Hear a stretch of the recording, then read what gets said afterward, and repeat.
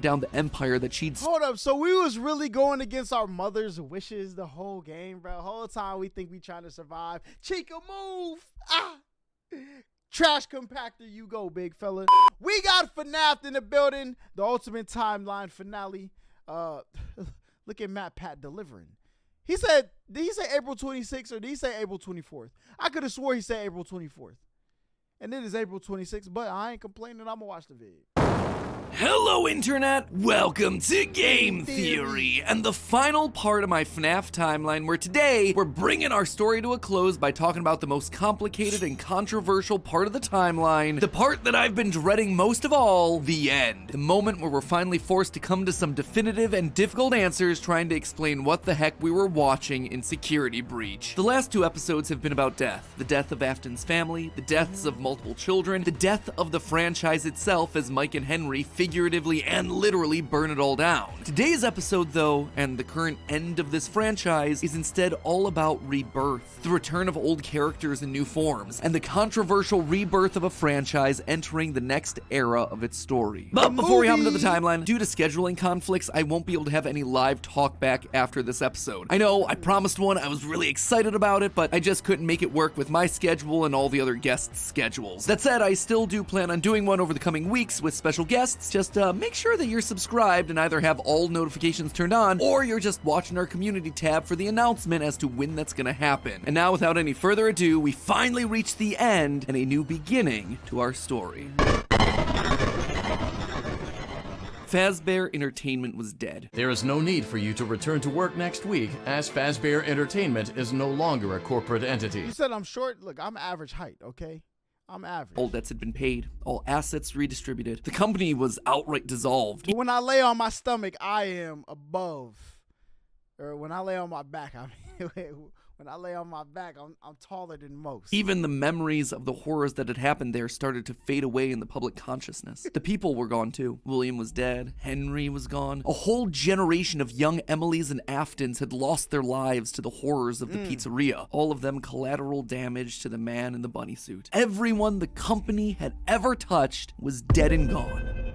GG's in Well, the chat. all except one. Pay your child support, you deadbeats! I'm keeping the diamond ring. I also set the house on fire! Clara Afton. She'd been there in the early days, back when things with William were good. They'd had the perfect home, a thriving business, the ideal family. But shortly after their youngest son died, things started to change. William had become distant, lost in his work, obsessive. She had watched him change from this irritatingly brilliant man that she had fallen in love with to a drunken monster struggling to hold himself together. And despite her trying to... See, this is what I want to tell all the guys out here. I'm about to give y'all relationship advice. If you got a dream, your girl's going to love that you have a dream. Just don't be consumed in it so much that you forget about your woman, bruh. Come on. reach out to him in those desperate days. He was just too far gone.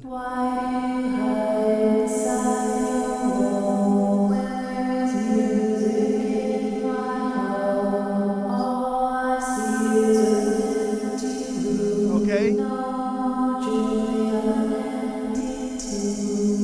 Admit it, you wanted to let me in. For her sake, she had to leave the relationship. And from there, she largely faded into obscurity. A mystery from William's past, a footnote in his history. And that was fine for her. She wanted to leave that part of her life behind. She tried to move forward, never wanting to hear the name Freddy Fazbear again. A time defined by mistakes and broken promises. But then, the paperwork started to arrive. As Fazbear Entertainment began to close as a corporate entity, suddenly her mail was flooded with notifications, requests, obligations. She had been there since the beginning, helping William in the early days of his business, and now, as a shareholder and sole living member of the Afton family, all copyrights and trademarks of both Afton Robotics and Fazbear Entertainment passed on to her. Okay. Memories of this past life that she had long left behind. Looking at the blueprints, the contracts, the memos, she felt old wounds begin to reopen, the regrets of a happy family that had been torn away from her. William had always been brilliant. That's what had attracted her to him in the first place. But he'd also been too blinded by obsession and pride. He was too jealous, too petty, too unable to actually see a bigger picture. But now, holding the paperwork that contained decades of heartbreak and trauma, she realized it was her turn. She was holding the power. This was her chance. And one thought resonated in her head. I will put them back together. I will put them all back together. She would be the one to rebuild this family, to rebuild the pieces of that shattered life, to reclaim the kids that Fazbear had stolen from her. But how? Looking at William's work now laid out before her, she knew that he had been onto something, collecting remnant, robotic humanoids, digital conscience transference. The pieces were all in place. They were just scattered, fragmented. It was almost like there were too many ideas going in too many different directions. It was such an important idea that she reiterated that point to herself. There were too many ideas going in too many different directions. That said, there had to be a way to save it all. She just needed to put it all back together. But how? To rebuild her family, she would first need to rebuild the franchise that had stolen them away from her. With ownership over the characters, their licenses, the technology patents, and the Fazbear name, she converted the corporation back to an LLC, a structure for smaller businesses that are usually family-owned. The irony was fitting. From there, she would need remnant, and lots of it. Remnant was the key. Clearly, in the later years of his life, William had been using Circus Babies Entertainment and Rentals as a remnant farm, sending robots to kids' birthday parties in the hopes of nabbing bits of the stuff here and there. But clearly, it wasn't enough. He had, what, like 4, maybe 5 animatronics going out every week? No. It was a decent idea, but to get the remnant they required, it needed scale. Dozens, hundreds of animatronics all out there, all gathering remnant from unsuspecting customers. But to do that would require help, something William would never ask for. William had kept everything in-house. His obsession with control limited him. Clara, though, she wasn't nearly that precious. A plan like this required partners, people outside of Fazbear to do the heavy lifting. So she contacted a mid-sized delivery company, DLZ Shipping Solutions, to help build replicas of all the original animatronics. And with meal delivery apps being all the rage, why not an animatronic delivery service? Order one to celebrate your birthday, your Halloween party. How about a 4th of July picnic? We'll invite Liberty Chica and 4th of July Freddy on over. She would make sure that they made skins for every occasion. Chocolate Bonnies for Easter, Shamrock Freddies for St. Patrick's Day, Dia de los Muertos Chicas. And thus, the Fazbear Funtime service was born. That's right. With the Fazbear Funtime service, you'll never be alone again. You'll always have someone watching your back. Was it ridiculous? Absolutely. Was it a sellout? No doubt. It was exactly the sort of thing that William would have hated, but it needed to be done to get enough remnant. Normally, the novelty of ordering an animatronic wore off after like, what, 1, maybe 2 times? But with new skins for new holidays, suddenly you had yourself an animatronic perfect for every occasion. It would keep people hooked. It would keep them ordering the latest and greatest that Fazbear Entertainment LLC had to offer. And all the while, they'd be collecting and returning the remnant back to her. In a word, it was brilliant. There was just one problem with it. No one trusted the Fazbear name. The company's brand was still mud in the public eye. No one would want to hire animatronics from the restaurant franchise known for murdering children. Nothing kills a party quite like the threat of death, you know. So she needed to find a way to discredit the stories that had come before. She needed to win back the public's affections, reactivate some nostalgia for the spooky stories of their childhoods. She needed a game. Multiple games, in fact. They lied to us. They lied to all of us. They told us that the whole point of this VR game was to undo the bad PR done by a rogue indie game developer. But that's not true at all. Those indie games were designed to conceal and make light of what happened. This isn't just an attempt to rebrand. It's an elaborate cover-up. Struggling game developers were a dime a dozen online, most working on their magnum opus between shifts at the Dollar General. So she found one. Steve just picked him out of obscurity, the right mix of desperate and doofus willing to say and do anything for a couple extra bucks. And he fell right in line, as expected, delivering stupid little things with dumb generic names like Mangle's Quest, Balloon Boy's Air Adventure, Five Nights at Freddy's. Bad gameplay with even worse graphics, but hey, they got the job done. People were suddenly talking about the clues inside of these things, searching for the hidden lore. They were actively making jokes about dead kids at pizzerias. Her husband's twisted history of serial murder had suddenly been FNAF movie supposed to come out this year? Hey, look, I'm going to watch that. Y'all know who's going to be in the movie, right? Not gonna spoil it. Y'all, let's see. Reduced to a mere Nancy Drew mystery to be solved. The plan had worked. Freddy Fazbear's was suddenly more popular than ever. Things were going shockingly well. Her takeover and reboot of the franchise was full and complete. Suddenly infused with cash, she built the largest, most ambitious project yet, the Mega Pizzaplex. William had always been so visionary, but always thought so small scale. He was careful to a fault. Not her, though. She knew that this latest project needed to be big. It needed to be flashy. It needed to be a palace for children, a place that got people talking and checking out the latest in Fazbear products. So with a steady supply of remnant flowing in, it was finally time. The stage was set. It was time to get to her real goal, literally rebuilding a family. March 2035. The first was obvious. The crying child, her little boy, the one that was the first to get ripped Gregory away from had to be She'd the seen victim down in of- his bunker that William had gotten very close to replicating artificial humans using animatronic technology. And so that's exactly what she would do. Rebuild her boy from the ground up using robotic parts. His shaggy brown hair, his favorite striped shirt, even down to small details that no one would notice, like the band-aid on his left knee. William's research had even found ways of making animatronics that could bleed and process food, making them virtually indistinguishable from a typical human. He would never have any idea of what he actually was unless he was explicitly told. The only things that could possibly ruin the illusion were any overrides to his internal systems. If something were to, say, interfere with the cameras that he had in his eyes, or cause some sort of a core reboot to his hard drive, or x-ray his metallic bones, then yeah, he would be exposed. But otherwise, to the outside world, he was just your typical, normal human boy. She worked down in the So Gregory's a...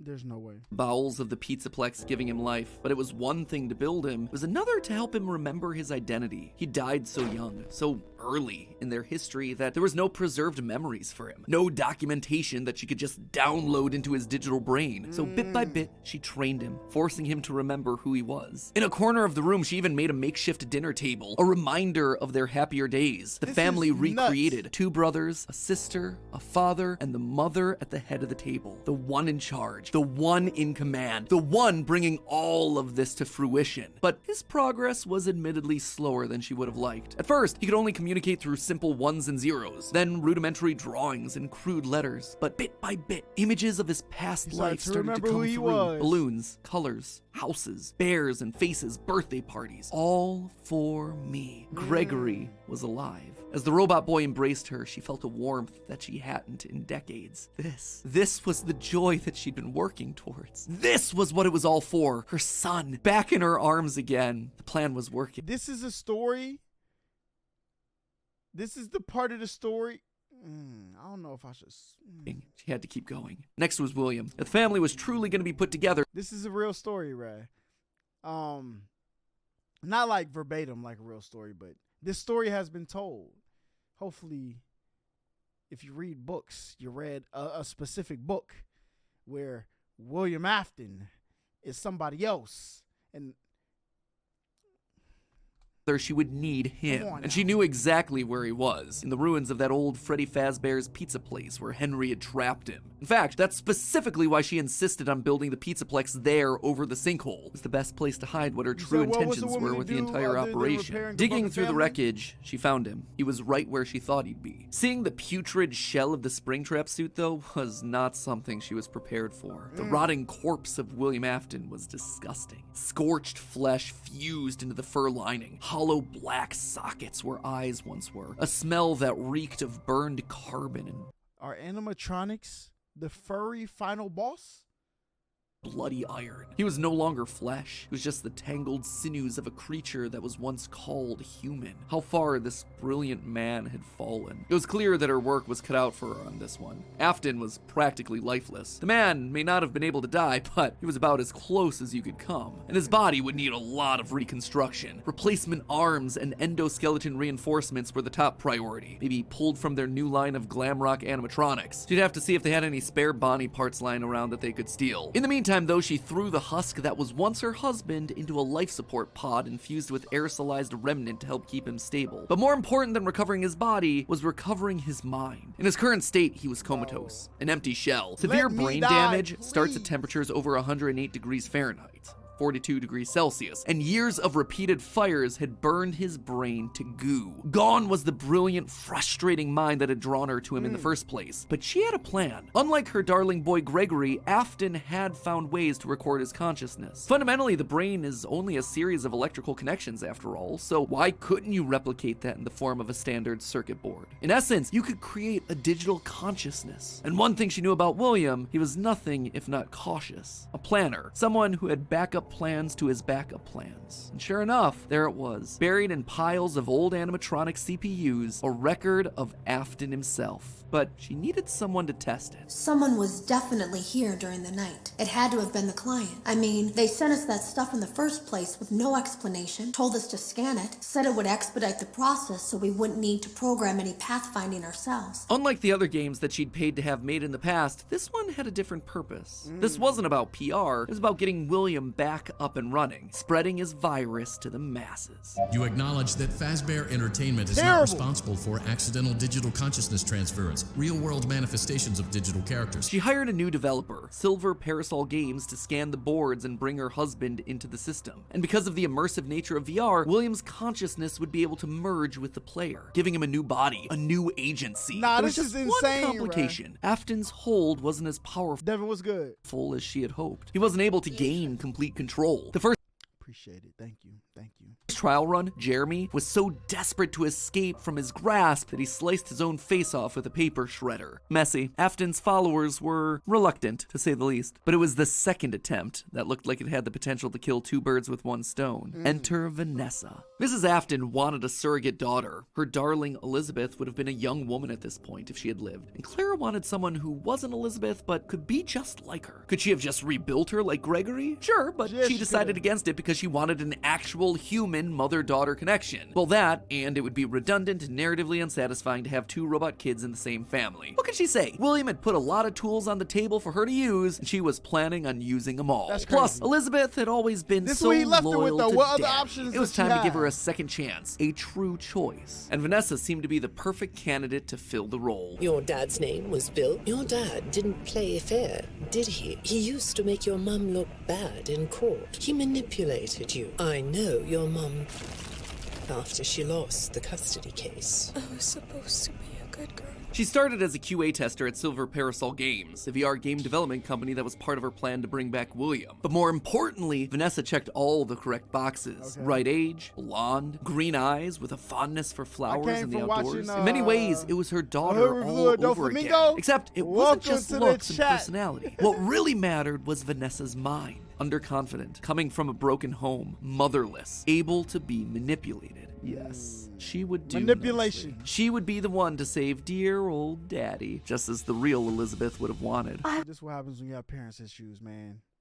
I will make you proud, Daddy. While testing the VR game, William's digital consciousness merged with Vanessa. Oh sure, she fought, fragmenting Afton's code into a series of tapes hidden across the game, trying to do web searches to regain control over her life, but it wasn't enough. She was weaker than Jeremy. She was a thrall that, despite occasional moments of lucidity, had to obey. And with Vanessa, it was a 2-for-1 deal. She was getting a daughter back, while also bringing her husband one step closer to reactivation. She just had to make sure that Vanessa was headed the right way. The reborn Gregory was an expert hacker, part of the benefits of being an Afton and a robot. So Clara had him keeping tabs on Vanessa, hacking into her emails and trailing her therapy sessions to ensure the future Elizabeth was falling in line. If any of the therapists started to ask too many questions, they were promptly dismissed from their positions. And while Gregory kept tabs on Vanessa's personal life, Mrs. Afton made sure to clear a path for her professionally. With Silver Parasol's collapse at the hands of the Anomaly, she then had the possessed Vanessa bring the contaminated circuit boards to DLZ shipping and the Fazbear Funtime service. More glitches, more Remnant, How did they more write Afton. all of this But it was her into a- last move that was the best. In a true masterpiece of poetry, she brought Vanessa over to be chief security officer at the Pizzaplex. A true This is family sickness. tradition to don the hat and badge. All right, who do y'all think is to blame right here? Is it the mother for trying to re-put back a family together that she had no participation in breaking? I tried to be a loving mother, supportive wife, you know what I'm saying? But her husband's obsession drove her out of the happy relationship she was in, him off a cliff, killed their kids, All right, and then left remnants of souls everywhere, and her wanting to put it back together? Or is William Afton to blame for not just saying, I want to work on my dreams, but let me be satisfied with what I got in front of me? Who's the problem? All right. And all it took was a recommendation from the top as well as some emails marked for deletion. Sure, Vanessa didn't have relevant experience for the job, but when it comes directly from the CEO, does it really matter? Husband, son, daughter, a corpse, a robot, a human. All that was left was Michael. Poor, troubled Michael. The boy that killed her youngest. The one that would spend years trying to make his guilty conscience right again. A self-professed protector. While she knew she needed him to complete the family, something told her that the problem had already solved itself. Something had shifted when using Glamrock Freddy to excavate the buried pizza place. I have been here before. I found myself for the first time when I cleared the path. I have changed. My friends are here, but I can protect. It's the husband's fault? Exactly. You know what I'm saying? It's the husband's fault. 100%. I am not me. Maybe it was the remnant that had coursed through Michael's veins. Maybe it was the spirit of Michael living on as a protector. But he was there, somewhere inside of Glamrock Freddy. She could feel it. And just like that, she'd won. She'd done it. Sure, there were still some kinks to work out, some final brainwashing of Vanessa, some rehabilitation of William, but they were there. Finally, all together again under one roof. The Aftons reunited. A happy ending. And that's how it could have ended. That's how it should have ended, had it not been for a few unanticipated developments. For one, something was just wrong with the Pizzaplex. Almost as if the entire building was haunted, possessed. Puppet plushies hiding on ceilings, behind crates, places that they had no earthly way of belonging. Staff bots with greasy tears down their eyes acting like they were being puppeteered by some sort of a nightmare. Even their sounds had the echo of nightmares long past.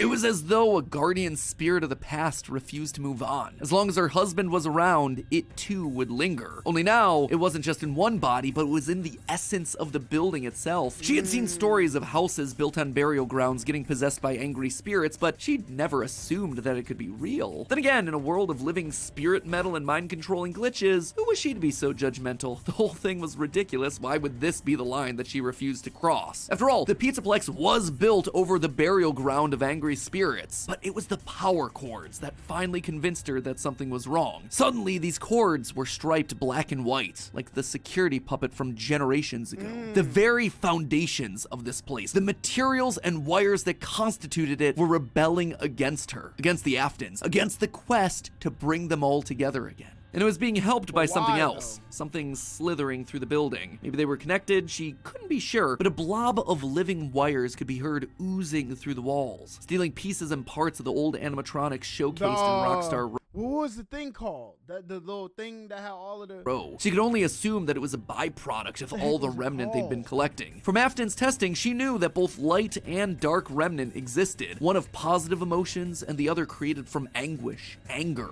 agony. Perhaps this thing was an amalgamation of all the darkest parts of the pizzeria's history, a collection of the hatred still housed inside these defunct endoskeletons and exosuits. As long as it was left alone, it seemed to be harmless. But if any Afton outside of Michael got too close, it would lash out wildly. Even young Gregory, looking to punish the family that had been complicit in its horrible creation. Little did she know, though, that Gregory should have been her biggest concern, that bringing the family together would have some unforeseen consequences. Gregory was normally the goodest of boys. She had literally built him that way. But lately, he'd been disappearing more and more often, disobeying her orders, requests. She knew that he loved playing on the arcade machines once the Pizzaplex closed, being so good as to top the leaderboard on practically all of them. But lately, he was nowhere to be found. She suspected his absence had to do with Glamrock Freddy's failed performance the other night, when he malfunctioned live on stage, almost as though the core programming of Freddy responded to seeing this rebuilt small boy. Almost like it awakened something inside of him. She'd have to make sure that Vanessa was on the lookout for him, but she'd soon come to learn that Vanessa wasn't enough. Whether it was the influence of the nightmare puppet or a reawakened hatred of animatronics seated deep in Gregory's code, something had caused him to rebel, to rip apart each animatronic in the Pizzaplex. Bit by bit, this boy was tearing down the empire that she'd... Hold up, so we was really going against our mother's wishes the whole game, bro. The whole time we think we trying to survive.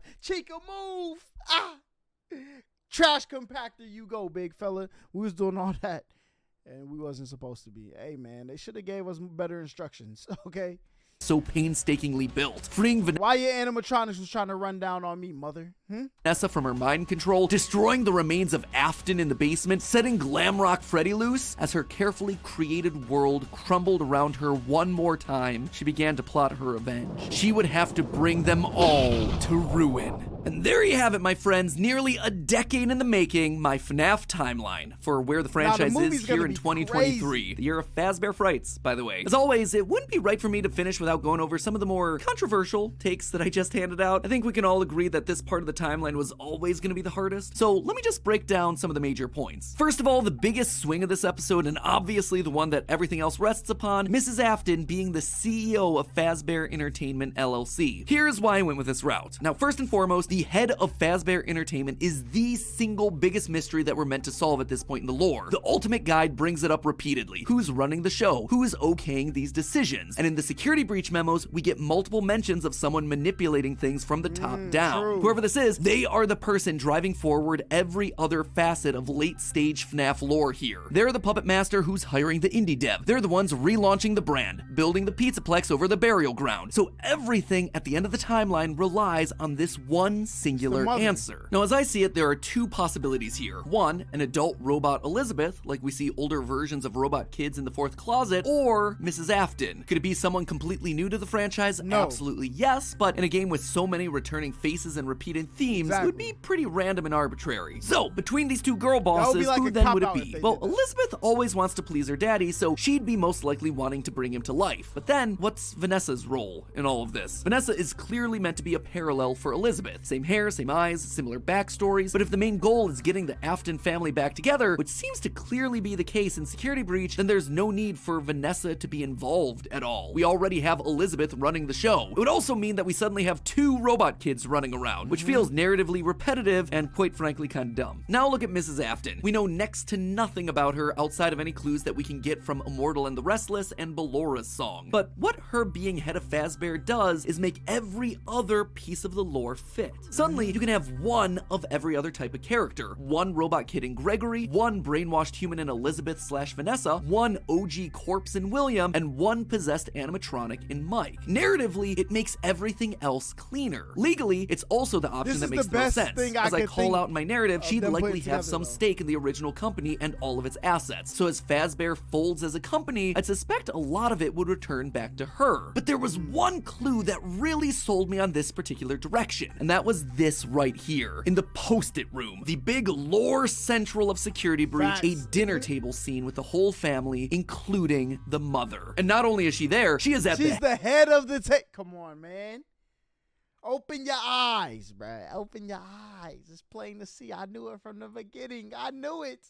I knew it. Head of that table, the position of highest honor and responsibility. She is the one in charge, with William being relegated off to the side. That one scene shows that we have to include Mom in there somewhere, and the only place it makes sense for her to be is at the top. Now, there is one big dilemma with my interpretation of all this. The Ultimate Guide really seems to point out that the head of Fazbear doesn't want the glitch trap virus to spread. They call out one particular email in FNAF AR where the legal team calls a cease and desist to all action about scanning the circuit boards. And even in FNAF VR, we're told that the circuit boards get stolen back by the client, presumably once they realize what danger is on there, trying to stop Glitch Trap before he spreads and gets out of hand. Here's the problem with that though. If the head of Fazbear doesn't want Afton to rise again, why'd they restart the company in the first place? Why'd they build over the FNAF 6 pizzeria? Why'd they go through an elaborate cover-up to make the possessed Vanessa an important part of the company? Just doesn't make a whole lot of sense. It would be the most inconsistent series of actions ever, but I did want to call attention to it since it seems to be the route that the official guide is trying to steer us towards. Moving on to minor point number one, the Five Nights at Freddy's games were made by the rogue indie developer. Here's the thing, FNAF VR opens with this line. That's why we have recreated many of these completely fictitious scenarios, lies that you've been fed over the last several years,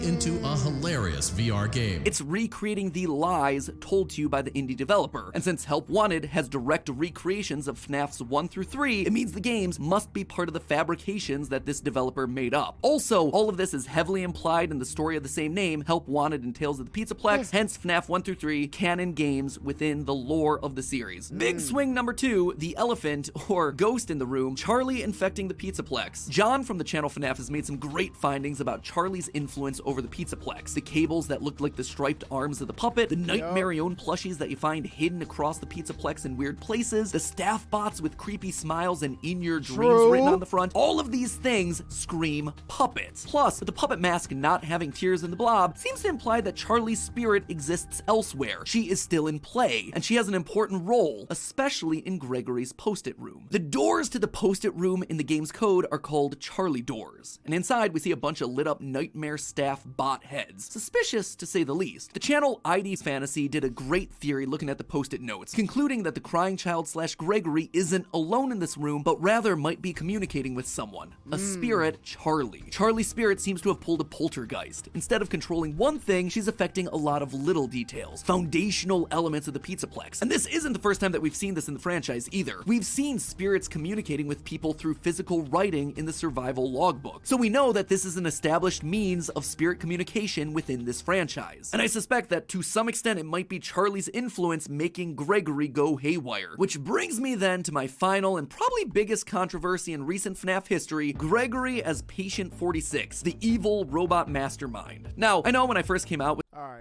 My man is about to throw a whole different twist in there that we were not expecting. this theory a year ago, people were The amount of lore inside this one game is, that's what I'm saying, bro. I've never seen nothing like this.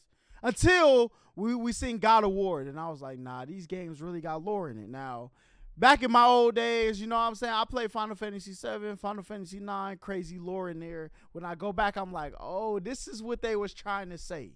Mako energy, you know what I'm saying? Come on. mad. But here's the thing, you don't have to take my evidence points for it anymore. The recent Tales from the Pizzaplex story GGY basically goes and just outright proves it. In GGY, we find out about a boy named Gregory who's getting all the high. I swear I thought it was a game to avoid robots was more crazy. Exactly. It looked like some game you just play, but if you just play it like you just play it, but when you pay attention, boy, they be chatting. Scores in the Pizzaplex arcade machines. When therapists start to go missing, it's confirmed that GGY is the one that's working to bump them off. And when animatronics start getting corrupted by a mysterious glitch, GGY's letters are found inside the code. He even chooses the code name Dr. Rabbit, for crying out loud. But obviously, by the time of security breach, Gregory is working against Burn Trap, Vanessa, and the animatronics. True. Why? How? Well, it's not really clear. I tend to believe that something must have happened to cause him to either lose his memory or be reset in some way. Maybe it was Charlie talking to him in his post-it room. Maybe he hit his head. Maybe it was the connection that he made with Mike on stage in Glamrock Freddy. Not exactly sure, and I don't think we have enough clues to solve any of it yet. But it makes sense from a story perspective why he'd start off evil on Afton's side and then switch to trying to destroy him and not knowing who he is in security breach. And with that, my friends, I'm wrapping this thing up. Congratulations, we are on page 4. Yo, I know there's gonna be people who agree in the comments, because me personally, as somebody who don't know like every single thing about FNAF, look, I've been convinced. All right, I'm a believer. Now the people who do know hand and foot, all the articles, all the games, the freaking handbooks, y'all let me know, is MatPat wildin'? Now MatPat has put together some crazy lore before, but I would like to call one person to the stand, and that is Alex Bale. Please get on FNAF. You did the SpongeBob. We loved it. Come on over here to the FNAF lore and put it together for us. Because that man discovered the Krabby Patty secret formula and never thought it was possible. But Pearl, yeah, your mom is done. 22,000 words of FNAF, baby. Practically just wrote myself a Tales of the Pizzaplex short story. Have I answered everything? No. Does everything fit cleanly? No. But does it feel like the best and most cohesive narrative for all these characters that addresses most of the evidence we're given? How do writers come up with this stuff? The story comes from another story, but look, that's the key. Once you figure out what story all these stories come from, they make a lot more sense. But you just got to know the story. You know what I'm saying? It's not up for me to tell you what that story is, but if you read the story, you'll know. Yeah, for me, honestly, it really does. And let's be honest with ourselves, the DLC will probably come out later this year and prove me completely wrong. Wouldn't be the first time. Then comes the movie, whatever, my descent into madness continues. But regardless, I am so proud of this. This was a massive undertaking, and I'm so proud of our editors who have just destroyed the editing across all 4 of these installments. You guys are the best. Excuse me, do you have a problem, ma'am? Thank you for pushing through on 20+ minute uploads. You are unreal and your talent is unrivaled. I'm so lucky to work with you guys every single day. And like I mentioned before, keep an eye on the channel for an announcement regarding a talkback live stream with some special guests. Was I right? Was I wrong? I want to hear you. I'm gonna go with right though. I think he's right.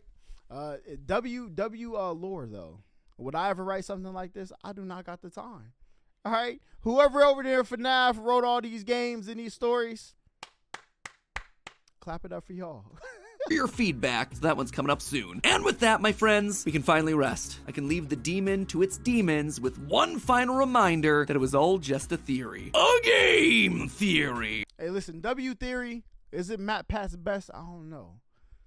I think him telling us a chicken wing is a sandwich, that was one of the craziest theories I have ever heard in my life. But FNAF movie coming out later this year, I definitely got to check those out.